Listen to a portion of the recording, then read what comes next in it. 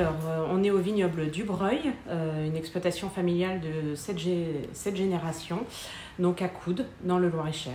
On produit des vins, bien sûr, des vins en appellation Touraine et IGP Val-de-Loire. L'essentiel de notre production est du Sauvignon blanc. C'est vraiment un cépage qui est très adapté à notre terroir. D'ailleurs, nous, on le décline sous 2 appellations, l'appellation Touraine et l'appellation Touraine-Wally, qui est une dénomination d'appellation.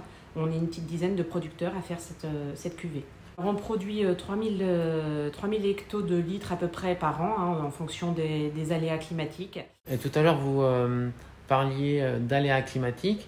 Ici, sur votre exploitation, vous avez planté de nouveaux cépages. Oui, en fait, pour faire face à l'évolution et aux contraintes environnementales et aussi pour se poser la question de quelle sera la viticulture de demain, Stéphane a décidé en 2019 de planter du cépage floréal, qui est une nouvelle variété résistante française et qui en fait résiste aux 2 principales maladies de la vigne que sont le mildiou et l'oïdium.